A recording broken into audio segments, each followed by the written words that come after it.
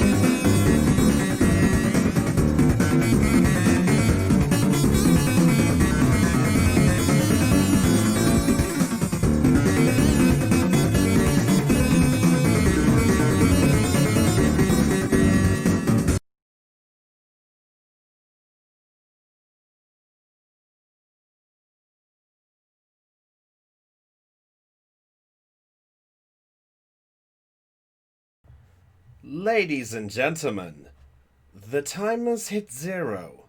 The song is now done. I hope you know what that means, that it's now time for some fun. Alright, let's get into this!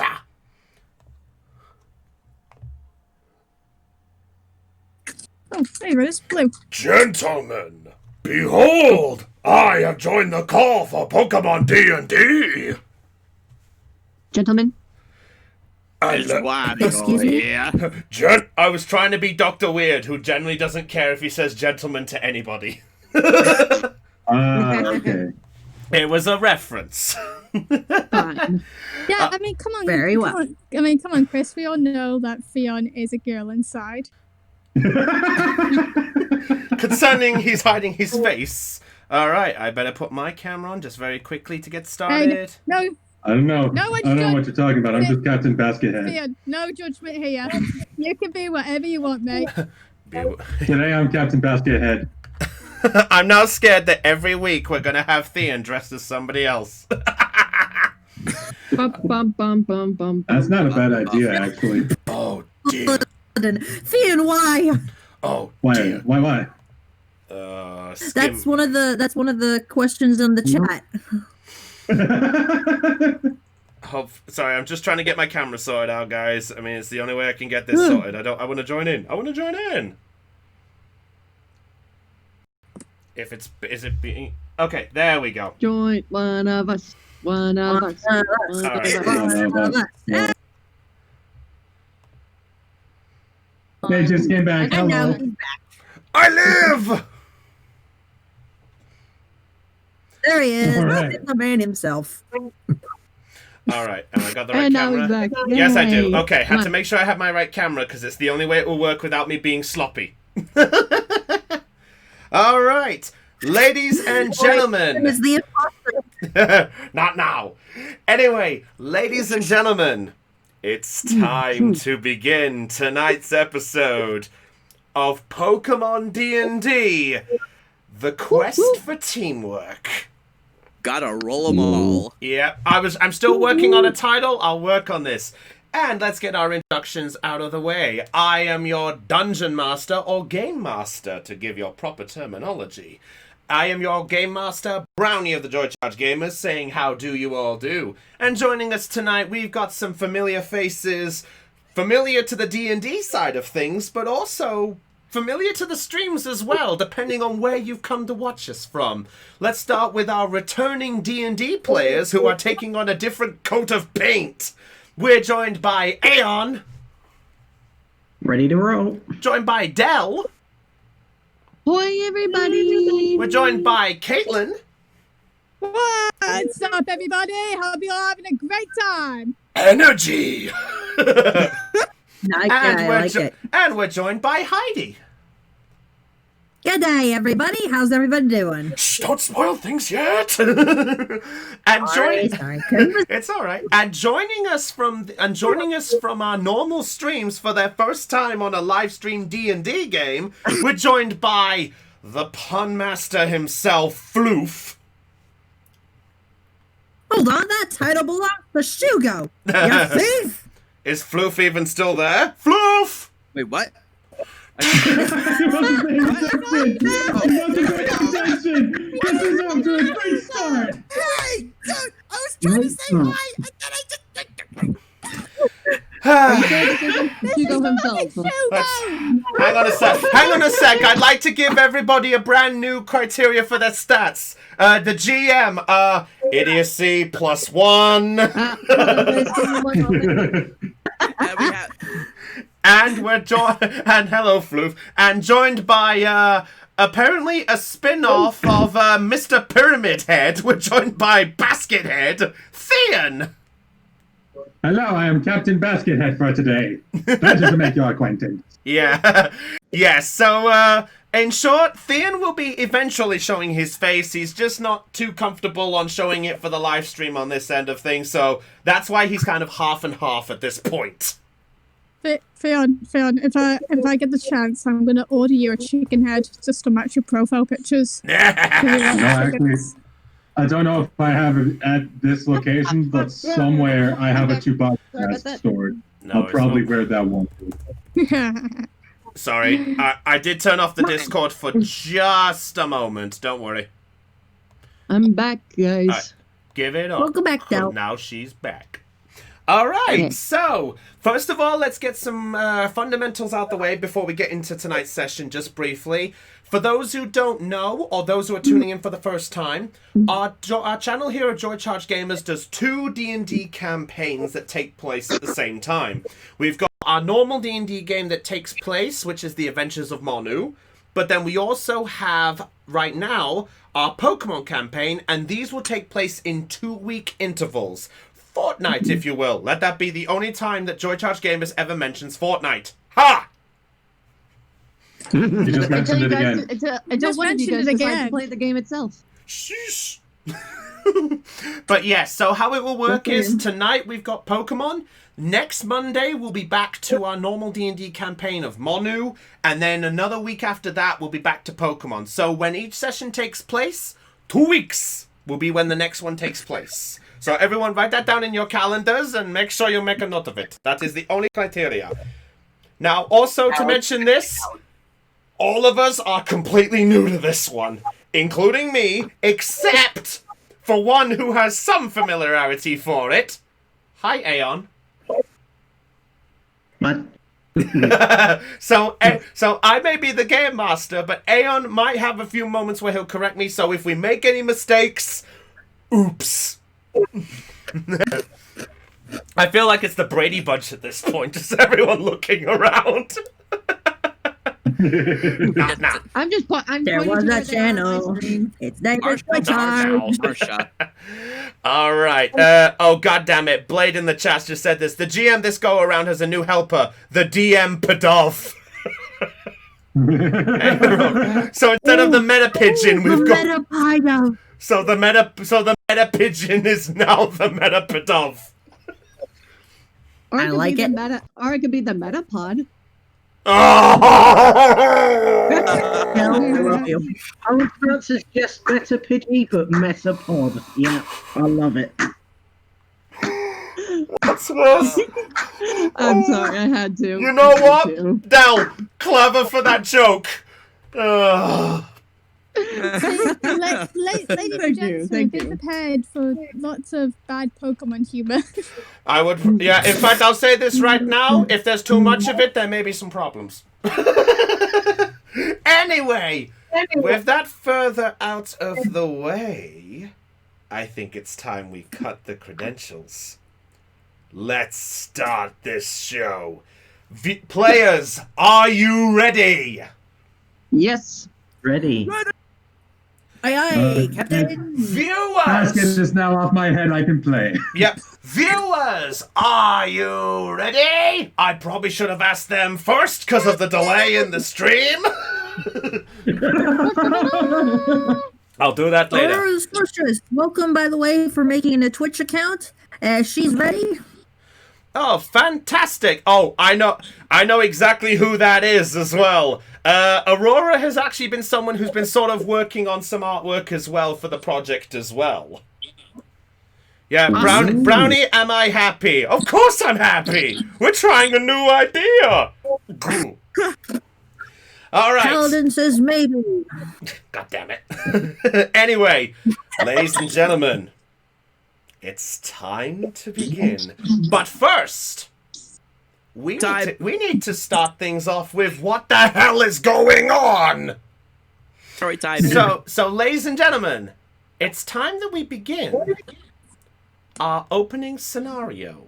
Let me tell you a tale of where the regions came together for the sense of one major boost of morality. And I'm sorry for this music. Not sorry. Anyone who knows this music, congratulations. You played a nice series. I missed this series. Yeah, I missed this series too. Come back, Mystery Dungeon. Not now, Fian! Anyway. Story time. Ladies and gentlemen, here is our story for all of you to enjoy. Today, our story takes place in the land of Hoenn, or rather, it takes place in the entire world of Pokemon.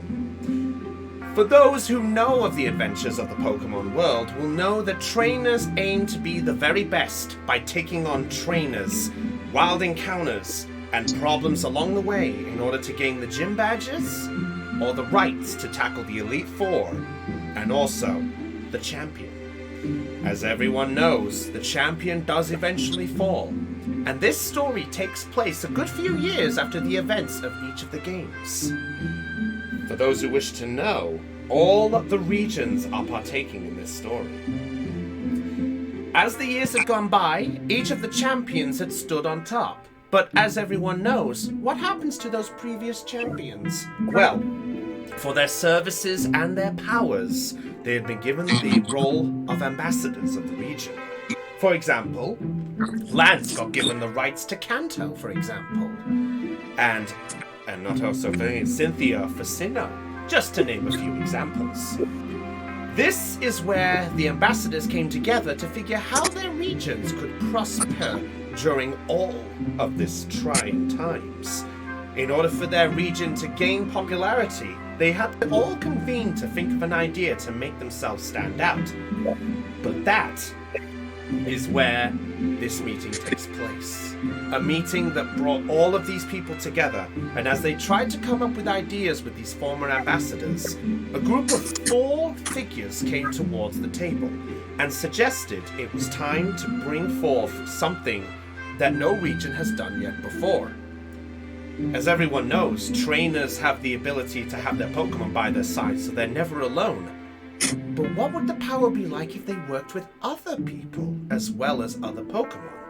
And thus, the first annual Teamwork Tournament was established. And this is where our players all come in. Each of the players here has now taken the role of a trainer who is willing to team up in a team of 6, register themselves, and get off on an adventure to acquire the gym badges needed to enter, to tackle the major challenges of every other trainer along the way, but not to take on the Elite Four, but to gain the rights to enter the regional tournament. And thus, this is where all of our trainers have done. For those to explain, for the sake of this, we've had a session 0 where everyone all met up, but I think it's time we get some introductions out the way.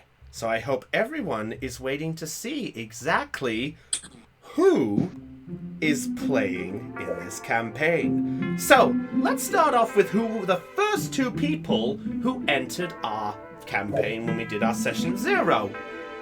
Caitlin, you go first. So Caitlin, who are you playing, and tell us some stuff about them? Oh boy. Can Theon go first? Aww. Oh, she needs some time. Theon, would you like to go first? Well, howdy there, everybody. My name is Kempla Mahina, and I want to be your friend. I started off in the little town of Verdanturf, and I made my way all the way to Little Root Town to sign up for this grand tournament. I hope we can all be good friends in the end. So there you go, that's Theon's lovable character. We will show off artwork of each of the characters in just a moment so everyone knows what everyone looks like. But at the same time as Theon's character showed up, that's where he met the lovable little shy girl that Caitlin is playing. Hi, I'm playing as Holly Glimmer. And just like her, I'm really nervous about everything. Fair enough there. And during that procedure, as these 2 were waiting to get themselves sorted out, then our 3rd person arrived to join the party. Aeon, tell us some more about your lovable character. My name is Arlen Montgomery Van Doren Crawford de Larry III. But to keep things simple, we just call me Arlen. I am a gentleman, honor bound, and a man of my word. At least, that's what I'm telling you. And as for my Pokemon partner, he's right here already. Fair enough! That was priceless. Yeah. We'll get to Pokemon partners in a minute, so there's that one there. And after these 3 met up, they brought themselves into the professor's lab of Professor Birch to meet the other 3 people in the building. The first person they spoke to, Heidi, tell us more about your character. G'day, old chums. My name is Liz B. Doom. And I'm a Pokemon trainer who's trying to, well, make her way out in the world. My Pokemon partner is an Eevee, and her name's Beatrice. We've been partners ever since I was 16 years old. And that's really all you need to know about me. There you go. Actually, you know what? Should the others mention their partners too that we've had along the way? Theon, would you like to tell us who your partner is? Oh, sorry about that. My partner is the Torchic that I got from my father before I left for Little Root. There you go. So Theon has a Torchic, Aeon has a Joltik, Heidi has a Eevee. Caitlin, who do you have? I have a Pikachu called Mochi, and he's been my best friend ever since my father gave him to me. There you go. That's sweet. Then the next person they talked to was a budding young lad who had high expectations for what he wanted to do in the future. Floof, tell us more about your boy. I call Montague at your service. a fellow trainer, an aspiring marine biologist, with my who has come from good old Lily Cove City. With my eager partner Reggie, my horsey, we are set out for this journey for science. And last but not least was the girl that everyone almost missed, or rather the three that entered the building nearly missed. Our last character who introduced themselves. Hi, Del. Hi. So, Del, tell us more about who you're playing. Do I have to? Yes. I would like you to, because otherwise this story has no characters. Okay. My name is Louise Mannerwisp. I don't really remember much about myself, so there's not much I can tell you about me right now. But I do have a good friend, my puppet. Trying to be a prankster, I'm sorry. He for some reason he likes messing with people and playing with the Pokemon. I don't mind it. I don't mind Pokemon really. But I wish I weren't here right now. Oh, come now. It's not that bad. No, here's the thing. Del, it's fine. It's a character that's different.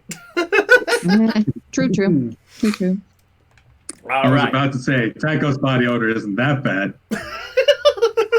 You what, me? Okay, I'll make a note of that. I'll make a note of that. It is now made canon that bad odor belongs to... No. I'm kidding. So... Head desk. Anyway, yes. Move on. So moving on. So those are our 6 intrepid heroes that we'll be following in this epic tale. But their journey will start technically tomorrow. So at this time, they had the opportunity to convene themselves to come up with a team name to register with before they left in the tomorrow morning. But it seems that some of them got a little eager and thought it was best to try and acquire a new friend right now. Our team ventured off into Route 1 to try and encounter their first Pokemon partner that will join their team alongside them and their starter. But it seems along the way we had 3 little experiences, shall we call them, where we had a discovery of footprints leading to a certain Pokemon. We had one person smearing honey over a certain spot to try and attract something, and another hearing the cries of what sounded kind of menacing in a weird way, kind of like a something like that. The question is, what dangers have our team got themselves into? Well, All right. I think it's time we find out, don't you think? So everyone, sit down, grab yourself a soda. It's now time to begin. I have The water. I have water. I'm glad you got water. That's fine. Oh, you got a drink. Doesn't matter. Anyway, that's Stay all. hydrated. Yeah, stay hydrated. Yes. Stay hydrated. That's my hometown. Go Space Broncos. That's not the line. I don't care. All right. So we're gonna quickly get into our main scenario here. So I'm going to just quickly move to our moment. So everyone, you guys can move off of your cameras right now if you so wish. Because I have no camera. Turn off cameras. If you want to, because we're gonna move straight to the arena. I say arena. I turned off my camera.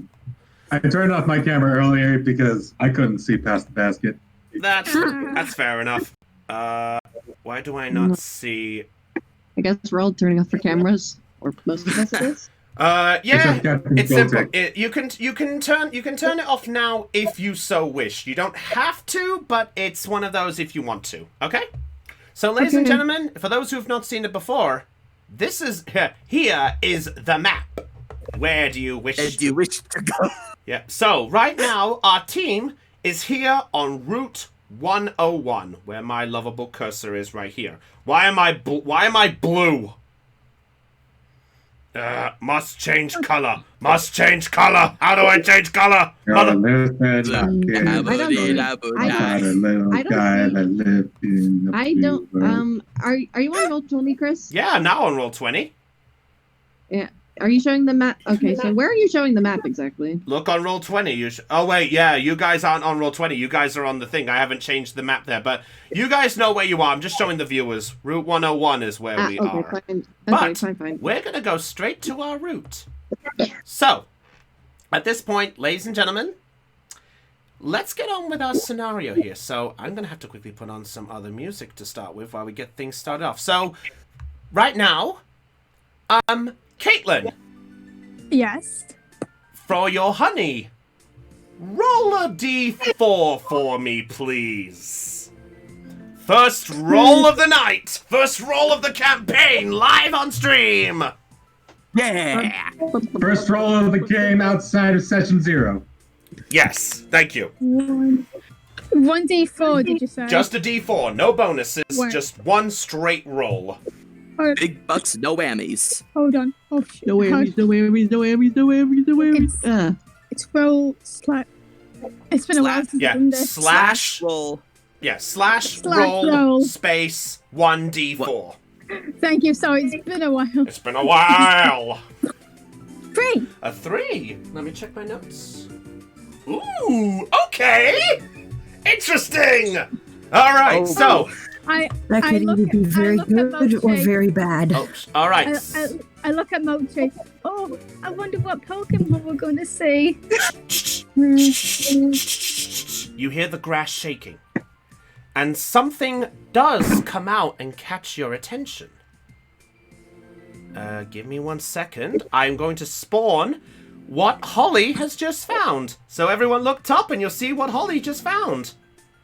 Slowly coming out of the forest area is a Lillipup.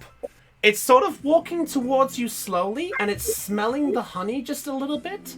It's looking a little timid, but it does see the sight of the two of you, and it's looking kind of scared. It's just sort of slowly backing away. Not by much, but it is interested. Just before we get to that, Elizabeth.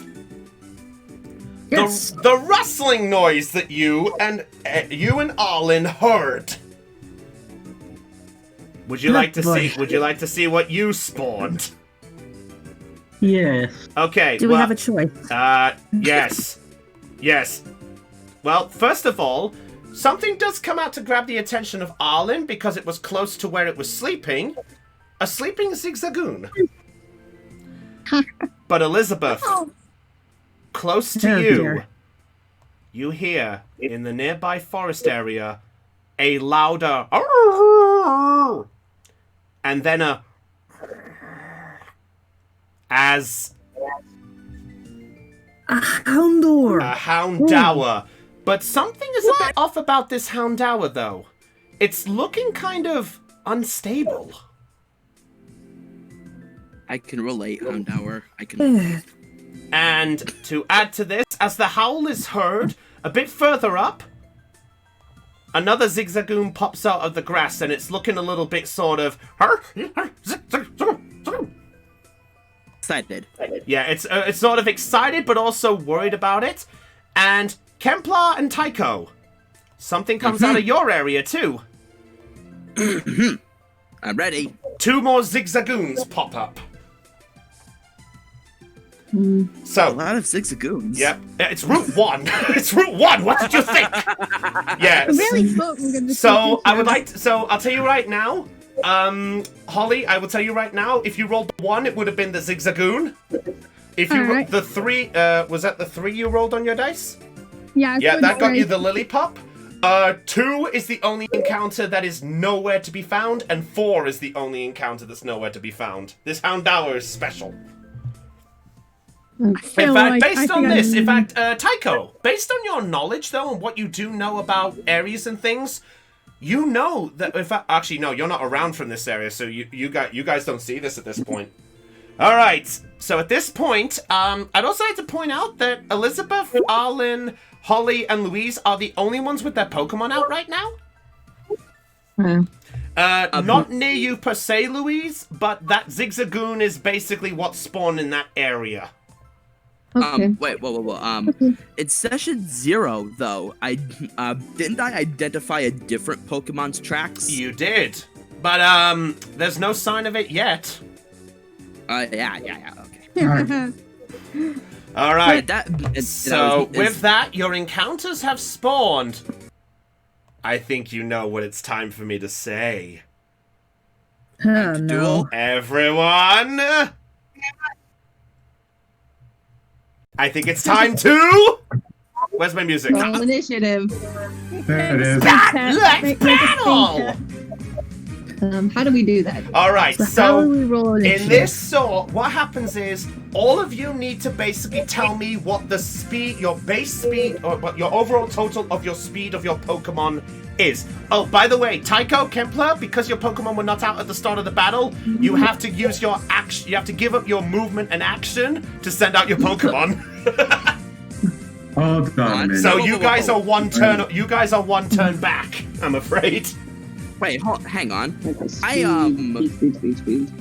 Wait, on session 0, he told you guys that my starter doesn't like being at a Pokeball. Oh, that's right. Sorry, my apologies. We'll bring out Reggie. Yeah. You know what? I'm Because the only one with a disadvantage. wait. Oh, because it's that. You know what? I'll give you a fair warning this time. But next time, keep your Pokemon out if you wish to. Okay? Okay. All right. All right. So right now, the two of you see yourself, and you basically have wild encounters. So at this point, I need to know. I need to actually. Let's see. Where's my initiative tracker? Turn order. Oh no! Mouse. There currently aren't any tokens on this page. Motherfucker! It's right here. It goes. Grrrr. All right. I'm getting my turn order here. Give me a second, everybody. All right, so I need to know speed. I need to let me double check my speeds. I'm sorry, everybody. I should have planned a little more ahead of time. Reggie's is wait. Give me a second. Give me a sec. I'm just getting mine. Oh, everyone gets to see my character sheets while this is going on. Oh, great. I'm not looking. Don't worry. I'm not looking at Twitch. I would appreciate that. All right. Bring up this. Okay.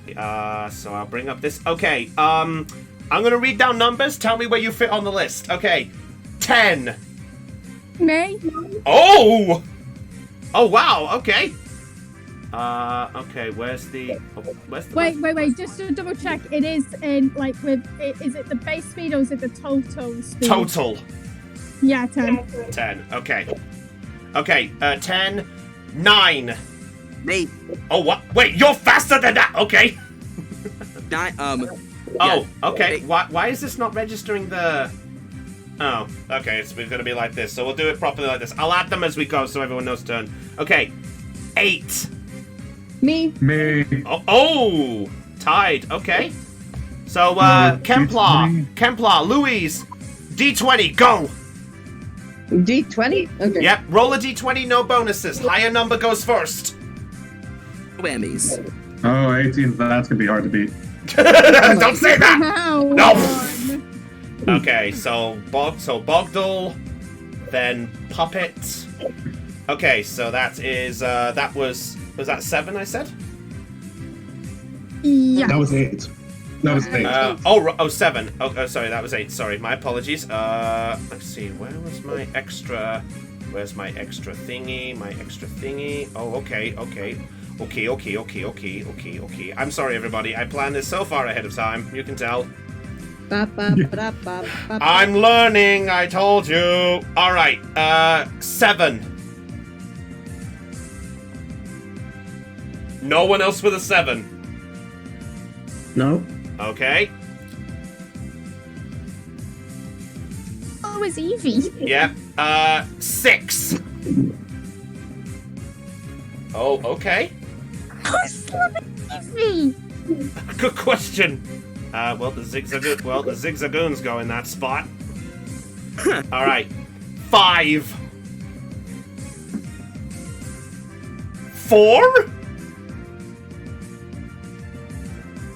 No, how so is Joltik, actually? Good question. Joltik, where's your base speed? 15. Wait. Well, my total speed is 15. Wait, you should have gone first then. Mate, you're faster than me. Oh, no, it's not his fault. It's not his fault. It's not his fault. All right, fair enough. Really? And Evie, where does Evie fit on the list? 1. 1. Oh, wow. What? What? Evie's slow. Yeah, but it makes up for that.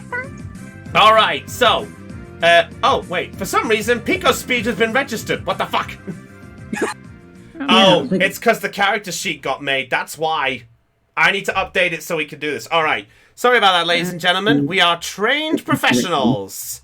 Ayo, why didn't you say anything from the start? I was thinking to myself, like, wait, Joltik's electric type. It's probably faster. Yeah. All right, so. In this case, everyone, you see your mods before you. You have them out. This is your first battle, technically, as a team. Arlen, you're going first. Give us what you got. Go! Okay, Just be aware, you are still in the grass, remember? yeah. Pico is going to move over to where the Zigzagoon is.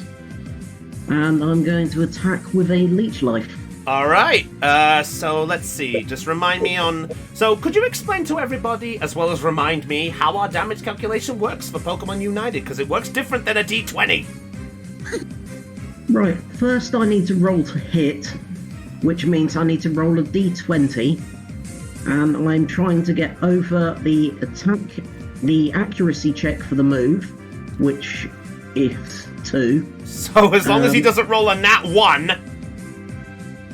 And and in addition to that too, the evasion of my target. Okay, so Zigzagoon, I will tell you right now, the Zigzagoon has a +1. So you have to, so let me get my verification here with my Zigzagoon, I have to double check it. Evasion, oh, I didn't put the 1 in, yeah, okay, yeah, so, it's got physical, so 5 is what you're trying to get. Right. Now, so I need to roll a 5 or higher to hit it. The thing is, I have an ability called Compound Eyes, which lowers that check by 3. Oof! Alright, show me what you got! Come on, baby, why don't you show me what you got now? First attack! Let's battle! Just waiting for the dice. Yeah. Everyone like my music? Yeah, I love it. Yeah, alright, so that's 18 over that. Yep, that does hit. Okay, so that is that, wait, is that a nat 20 on the crit? Oh no, sorry, looked at that wrong. Yeah. 18, so Yeah. 16 points of damage to the Zigzagoon. Yeah, which is reduced by its defense. Okay, which is, sorry about this, ladies and gentlemen, That is 4. So in total, that's 12, is it? Yeah, 12. Yeah. Okay. So with that leech life, you do a nice chunk to it, and as it does so, it just falls to the ground, and it looks at you with this. And it's still up. Okay. All right. Is that it for your turn? Yep. All right. So next up, Monchi, off you go. Oh, wow, a lollipop. I didn't think we were going to see one of those here. Okay. Okay. Oh boy, what to do? By the way, as you say about the Lillipup, the Zigzagoon at this point is actually looking at Lillipup and looks back at you with this. It looks like it's not letting you get to it easily. Okay. Oh, but that Zigzagoon doesn't look very happy. I got an idea. It's good. What Okay. you got? Where is it? No, that's not it. Please. Welcome to the first one. Welcome to the first one. Welcome to the first battle, my friends. I'm going to throw the candy bar to distract the Zigzagoon. Oh, okay. Oh, clever move. Okay, let's see, throwing. Do you have a thrown action, I think, in your trainer sheet? I don't think so. We didn't. We didn't plan this! Aeon, help! What do you mean?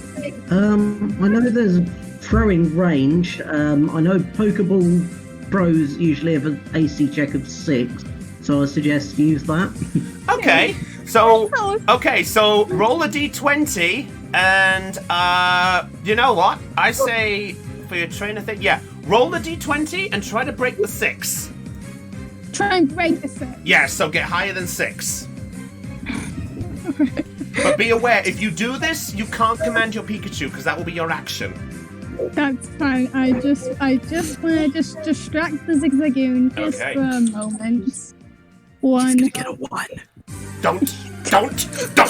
Don't jinx it, you prat. Ha! Ha! Don't jinx! Ha!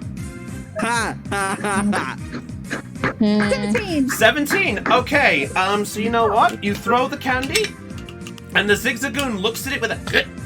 I'm actually gonna make a roll. Let's see if it's interested. He walks up to it and starts nibbling on it. He's distracted. At least he's distracted and happy as well. But you find that this bar is probably only going to last 1 turn. Alright. So the Zigzagoon is distracted on its next turn, but next turn it will be back in play. So is that it for your turn, Holly? Yes, unless... am I alright to ask Louise a quick question? Yeah, go on. First battle. Go ahead. I'll allow it.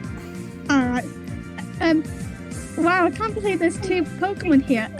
Louise, which one are you interested in?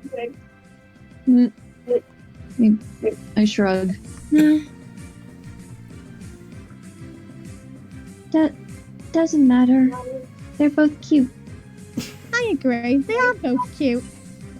The Lillipup at this point just hears that and just sort of does a head tilt. Pop! So cute! My eyes just suddenly glitter, but my expression doesn't change. So Holly sees the first time that Louise has just shown anything besides a simple smile as well. Oh, maybe you should catch the Lillipup. I don't mind. Okay. It's up to you guys what you want to do. Is that it for your turn, Holly? Yes. All right. Floof, you're up to bat. Your first one. Let's go. Reggie? I guess it's time to put your combat skills to use the first test. However, I would also like to point out, if you're going to move the horsey into range, you have a smaller distance because it's not water. Mm-hmm. Yeah, so if I remember, if I look up my statistics, does your horsey say how much speed it has on overgrow? Overgrow? I think so. I do not see Okay, anywhere. you that know would what? say I'll that. say for the sake of this battle, your horsey can only move 2 squares at a time, Okay. compared to usual. In that case, he'll move to the horsey will move to the other, like, to the other side of Tycho, Okay. and then for there, Tycho professionally, quote unquote, fixes his glasses, and eyes the zigzagoon on the left. Now, Reggie. Okay. Oh, okay, yeah. Reggie, time for a dazzling display of bubbles. All right. And that zigzagoon there. So which one are you attacking? This one? The one on the left, yes. All right, use that bubble. Roll that attack. So so you roll the d20, and you look at the AC of bubble. It should tell you in your stat what the AC of bubble is. AC of bubble is 2. So you have to roll a d20 plus 2, and you know these zigzagoons have a 1, so you have. So essentially, you have to. 20 plus 2, right? Help. One D. Basically, it's from what I'm understanding, it is 1d20 to 2, and you have to get either equal to or higher than the 2 for the accuracy check plus the zigzagoon's evasion, which is 1. So you have to roll 3 or higher on your d20. Okay. It says What about moves like stab? Stab Yeah. does more damage. yeah, 1d20 plus 2. All right, go for it. All right. 20. A dirty 20. Okay, yep, that hits. That's a 18 crit. plus 2. No. Natural 20. Oh. Natural 20. 18 Okay, plus 2. so no, the plus 2 is for the damage check. Aeon, can we get a verification? Does it still crit with that? Because I'm wondering if it's the same. No. Okay, No. there you go. So it's no It normal was- damage. So roll the damage for your bubble. Okay, so 2d6 plus 8 plus 8. I'm looking at the damage roll here. 2d8 plus 8. Yeah, roll it. You stab. Okay, roll 2d6 plus 8. What am I gonna get? 16. 16. Okay, give it. So as you fire the bubble, and as you hit it, you end up hearing a little cry off it, but it's not the usual cry. You watch as it splashes against it. Hang on a second, please excuse me. In a minute. Brownie has planned every eventuality here. No, he didn't. Okay, so that's 12 points to there, so it's on 14 left. And as that happens, As Tycho hears that different sound, it's like, hey, now hold the phone.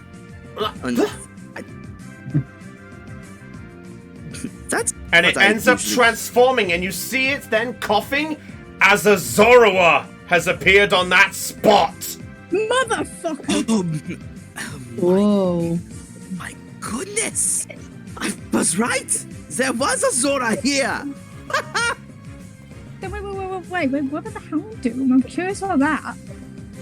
The Houndour is on the bottom.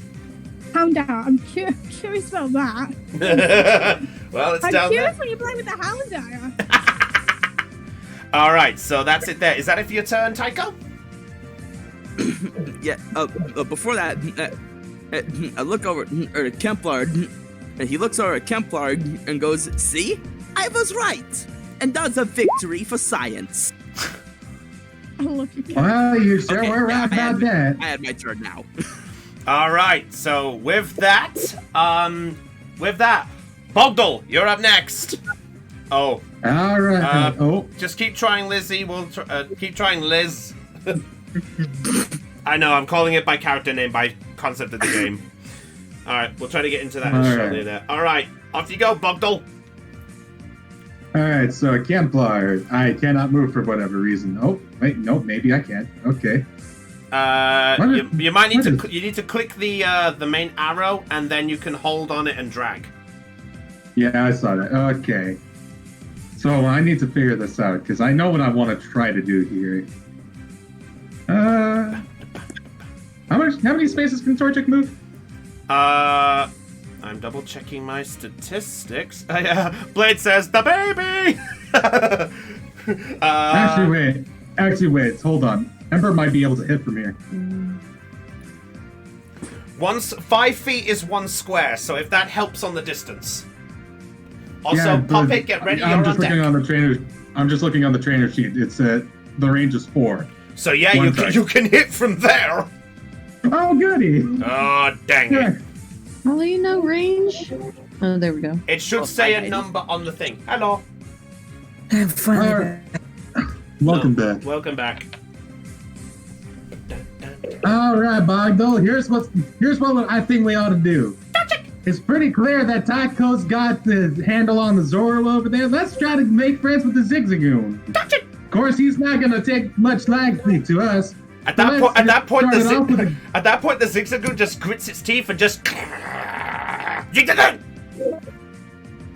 So here's what we're gonna do, Bogdo. I'm gonna ask you to use Ember on Zigzagoon, okay? So you're using Ember? Yep, I'm using Ember. It's got similar. It's AC is 2 plus the 1. I have to roll 3. Yeah. Knock the 3. Ooh,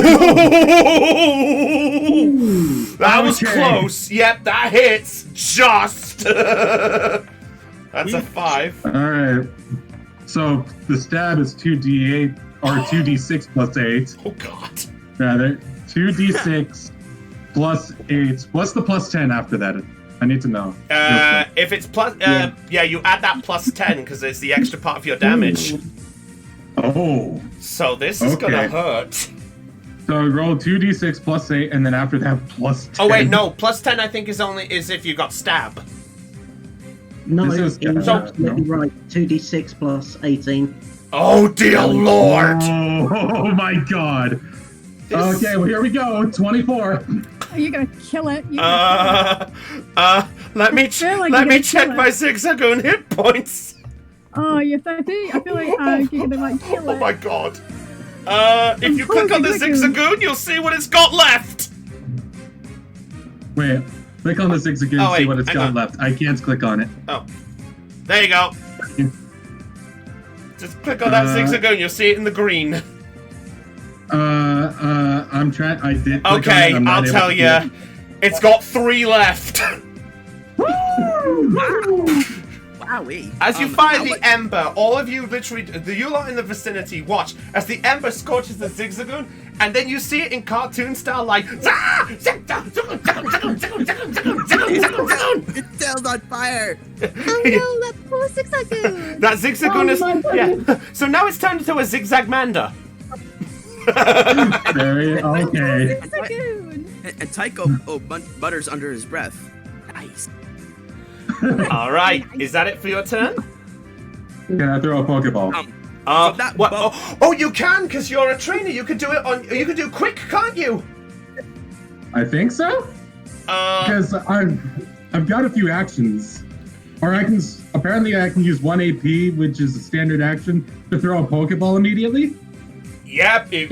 If your action points allow it, action points is what you could do on your turn, which is command your Pokemon, talk, and do things and such. So, just as a heads up, I apologize there, ladies and gentlemen. Wait, where's the AP? It should say it on your trainer. So you're going to throw the ball. You're going to try catch the Zigzagoon. I'm going to try to catch the Zigzagoon. All right, first catch. All right. So if I remember, let's see. I've got my notes on how this capture works. So the difficulty is the level of the Pokemon. I apologize, ladies and gentlemen. You're about to see some serious shit. Yeah, that's not the roach. Ladies and gentlemen, you're about to see some serious shit. If my calculations are correct, when this baby hits 88 miles an hour, you're gonna see some serious shit. Del, you're having fun singing. That's sorry. That's alright, don't worry. Where is the capture mechanic? It should be. I swear I saw it in this list. It was right at the top too. Yes, this is stupid. Oh fuck it. Let's do it this way. Let's do it this way. It's. I apologize, ladies and gentlemen. I really am. I should have done more on this, and this is your DM letting you down. No, It's okay. It's okay. You just didn't expect me to try to catch it right away. That's all. Honestly, no. Why are the damage rate rolls so high? Because you guys are a high level, and these things have shit defense. Okay. Everything goes down easy at the start of the game. Yeah. Mate, There we go. that- Capturing calculate rights. Okay, so I give 100, then subtract the Pokemon's level times by 2 based on the level of the Mon. So I can tell you right now that based on this Zigzagoon is level 4. So that's 8, so 92. Okay, 92. Then look at the hit points. If the Pokemon, let's see, if the Pokemon is 50% or lower, but less than 25%, add a total of 15 to the capture rate. If it's got exactly 1, add 30. Evolution 20. I apologize. I really am. Plus 10. It's okay. No conditions. Right. Okay. So, in short, you have to roll a D100, and you have to get lower than the number I call. All right. What's So, the number? Let me check. So 100 minus 8, so 92.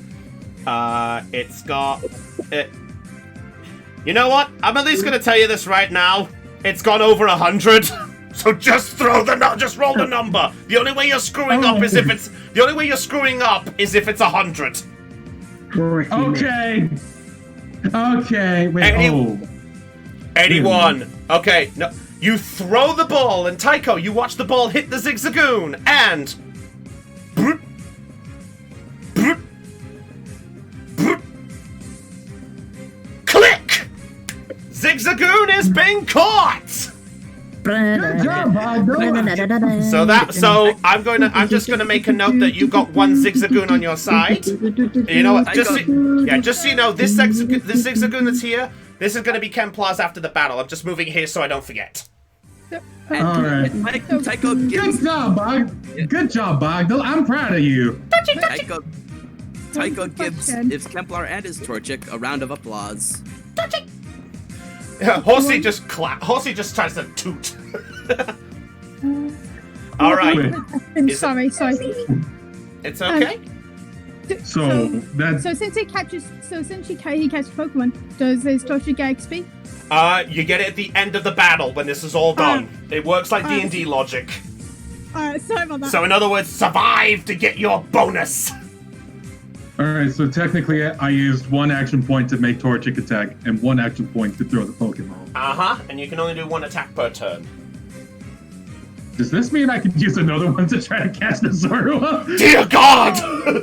I'm not gonna do it. I'm not gonna do it. But for future reference, we should probably get this out of the way. Yeah, you know what? Let's make a house rule. 1 Pokeball per turn per person. Okay, that sounds House fair. rule All right, now. then. No cheating. All right. All right, that should be the end of my turn. Okay.